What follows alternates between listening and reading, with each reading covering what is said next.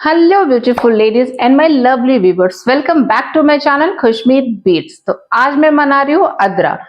हाँ, मुझे पता है अदरा 22 को है, लेकिन मैं अगर आज रेसिपी बनाऊंगी तब तो आप 22 के बाद 15 दिनों तक मना पाएंगे, क्योंकि अदरा रहता है 15 डेज तक। और बेसिकली अदरा मनाते क्यों है, इसके बहुत सारे रीजंस हैं, लेकिन बेसिकली एक मेन रीजन जो हम जानते हैं वो है मॉनसून की शुरुआत होती है तो हम इसको सेलिब्रेट करते हैं। बेसिकली हम सूर्य भगवान को खुश करते हैं और मॉनसून और बारिश को वेलकम करते हैं। तो इसमें बनता है पटल की सब्जी, दाल भरी पूरी, खीर और हमारा जो भी हमारे यहाँ आम मिलता है वो आम। तो सबसे जो बेसिक चीज है ना खीर, वो तो सभी जानते हैं। परवल आलू की सब्जी भी आप अपने अकॉर्डिंग बना सकते हैं, लेकिन अब क्या हो गया ना कि शहर में बहुत सारी चीजें कम हो गई है। तो दाल भरी जो पूरी है ना, वो थोड़ा लेंथी प्रोसेस होता है। तो मैं आज उसी को एकदम क्विक तरीके से आपको बताऊंगी कि आप कहीं पे भी रह के बिहार की ये रेसिपी बहुत ही आसान तरीके से बना सकते हैं। तो बने रहिए मेरे चैनल पे और लाइक और सब्सक्राइब करना बिल्कुल मत भूलिए, ठीक है। तो चलिए देखते हैं क्विक से इसकी रेसिपी। बाकी की तैयारियां शुरू करूं उसके पहले मुझे लगा कि खीर को चढ़ा देती हूँ। सबसे ज्यादा टाइम ना खीर में ही लगता है, तो मैंने ना 1 केजी दूध को बॉईल होने के लिए चढ़ा दिया है। और यहाँ पे मैं धो रही हूँ 1 मुट्ठी चावल।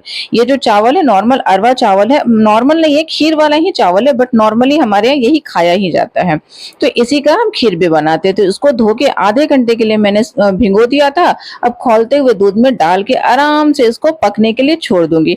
और मेरे ससुराल में एक रेशियो चलता है, 1 केजी दूध 1 मुट्ठी चावल। और मेरे मायके में भी ऐसे ही बनाया जाता है। तो जितना दूध बढ़ते जाए उतना चावल हम बढ़ाते हैं।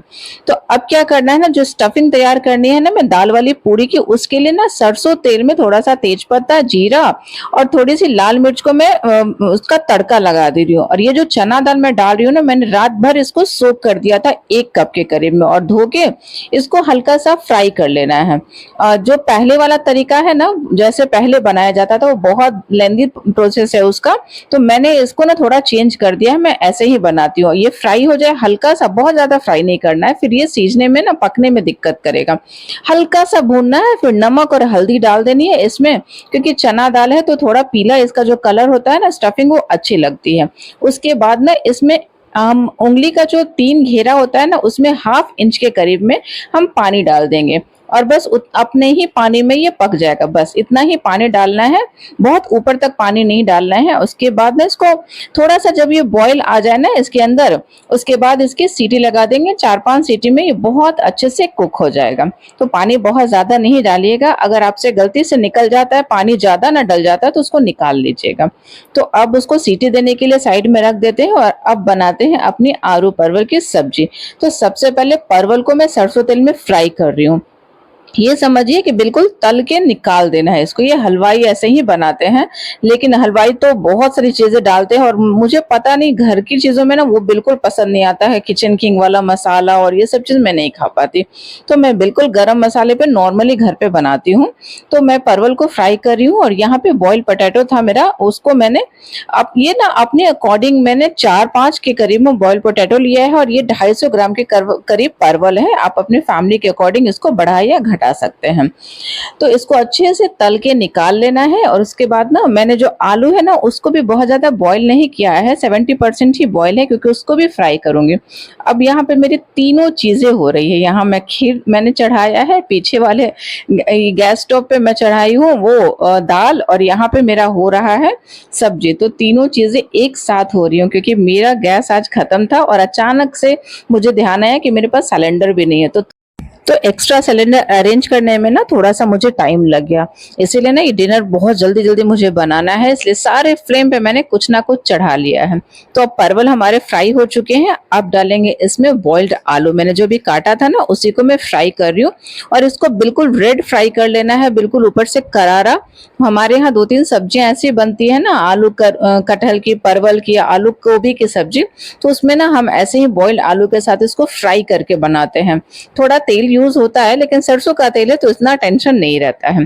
तो ये आलू भी फ्राई हो गया। अब हम अपना प्याज फ्राई करेंगे। तो उसके लिए मैंने थोड़ा सा तड़का दिया है हरी मिर्च और एक तेज पत्ते का, और अब अच्छे से प्याज को फ्राई कर लेंगे। प्याज की क्वांटिटी भी थोड़ा ज्यादा रहेगी क्योंकि ग्रेवी वाली सब्जी बनेगी, तो प्याज से ही गाढ़ा होगा, और टमाटर भी हम ऐड करेंगे इसमें।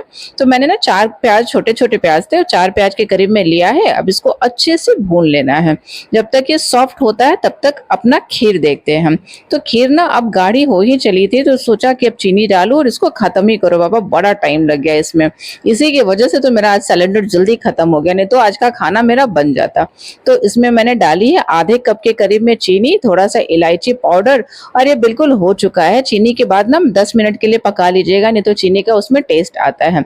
और थोड़े से ड्राई फ्रूट्स के साथ। अच्छा, मैं आपको खीर बनाना क्यों सिखा रही हूँ, खीर तो हम सभी का फेवरेट है, खीर तो सभी बहुत अच्छे से बनाते हैं। तो मैंने इसमें थोड़ा सा ड्राई फ्रूट डाला है, काजू, बादाम और पिस्ता, और मेरा ये खीर बनके बिल्कुल तैयार हो चुका है। अब वापस से चलते हैं अपनी सब्जी की तरफ। तो प्याज ना बिल्कुल भुन के फ्राई हो चुका है। अब इसमें डालेंगे अदरक लहसुन का पेस्ट।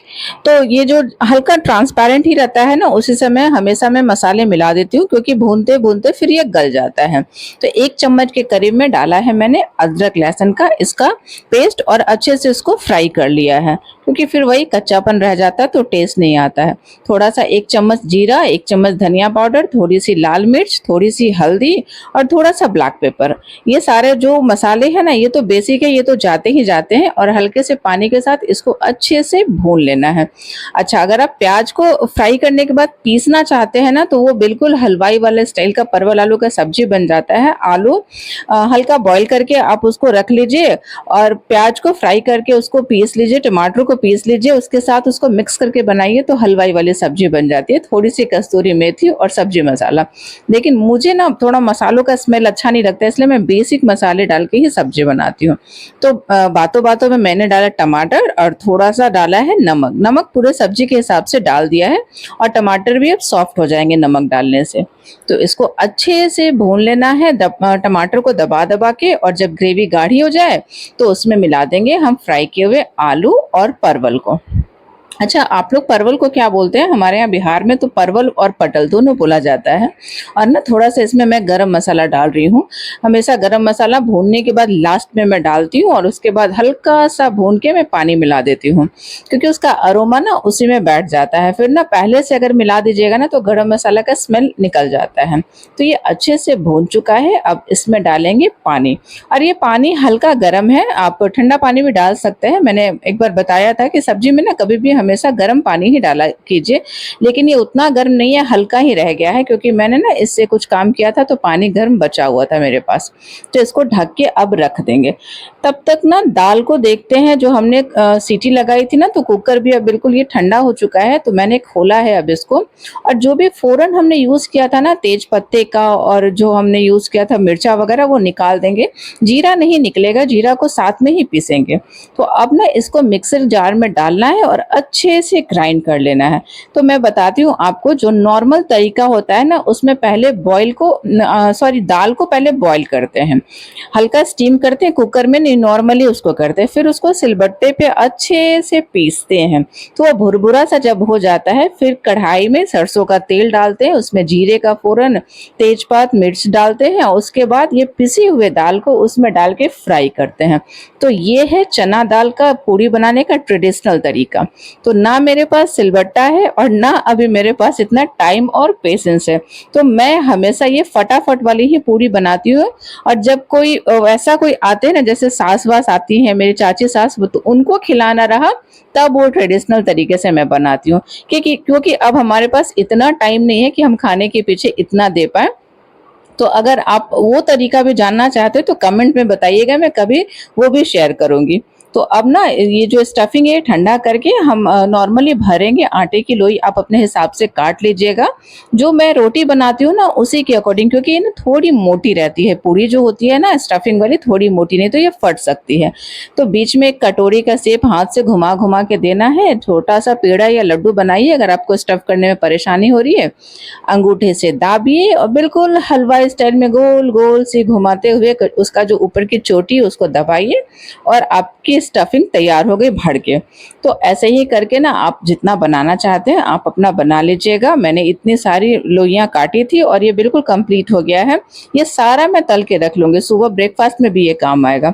तो अब इसको आराम से बेलते हैं। तो बेलती हूँ मैं 2 तरीके से, कभी हल्का परथन लगा देती हूँ आटा और कभी ऑयल लगा के। ऑयल लगाने से ना स्टार्टिंग में मेरे साथ दिक्कत क्या होता है ना कि चकले पे ना वो चिपकता है। तो 2-3 पूरी मैं हमेशा आटे के साथ करने के बाद दोबारा फिर जब करती हूँ ना 3-4 के बाद तब ऑयल लगा के उसको मैं बेल लेती हूँ।